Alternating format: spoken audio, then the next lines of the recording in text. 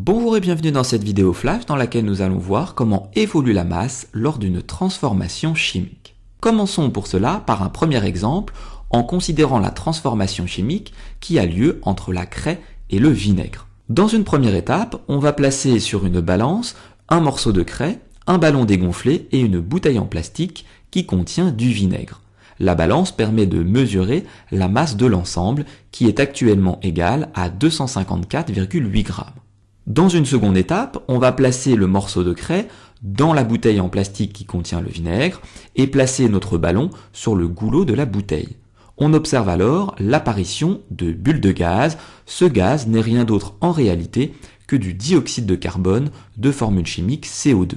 Il est possible de le prouver en utilisant l'eau de chaud. On peut là encore déterminer la masse de l'ensemble, elle est égale à 254,8 grammes.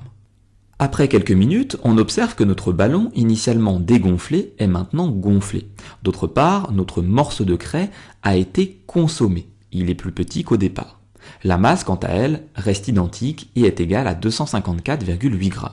Dans l'expérience, on se rend compte que le ballon gonfle puisque le dioxyde de carbone, qui est le gaz produit lors de cette transformation chimique, va finalement s'accumuler dans le ballon et sous l'effet de la pression, ce dernier va se mettre à gonfler. Résumons donc l'ensemble des observations qui ont été faites. Dans un premier temps, on observe l'apparition de bulles de gaz, mais aussi le fait que notre craie ait été consommée progressivement.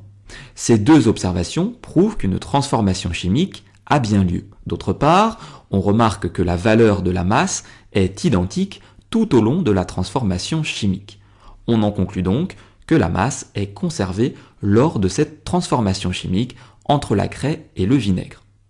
Pour être sûr que cette conclusion est la même quelle que soit la transformation chimique considérée, intéressons-nous maintenant à la combustion du carbone dans un deuxième exemple. Pour réaliser la combustion du carbone, il faut là encore une balance qui va permettre de suivre l'évolution de la masse lors de la transformation chimique, mais aussi un pot à combustion et du fusain qui n'est rien d'autre que du charbon de bois.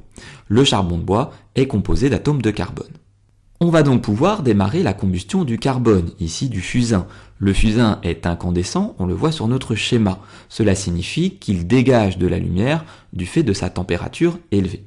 La masse, quant à elle, est toujours égale à 154,7 grammes comme initialement. Après quelques secondes, on remarque que notre fusain a été consommé puisqu'il a diminué de taille. Cela signifie qu'une transformation chimique a bien eu lieu. Et d'autre part, la masse reste la même tout au long de cette transformation chimique. Pour rappel, l'équation bilan associée à la combustion du carbone est la suivante.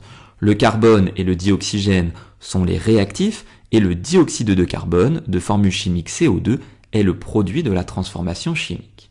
On en conclut là encore que la masse est conservée lors de cette transformation chimique.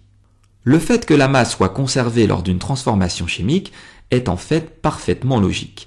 Reprenons l'exemple de la combustion du carbone et comparons la masse des réactifs à celle des produits. Les deux sont en fait égales puisque les atomes présents du côté des réactifs se retrouvent du côté des produits. Quelle que soit la transformation chimique considérée, la masse sera donc toujours conservée. Cette vidéo flash est maintenant terminée, j'espère qu'elle a été claire. N'hésitez pas à vous abonner à ma chaîne YouTube et je vous dis à très bientôt pour de nouvelles vidéos.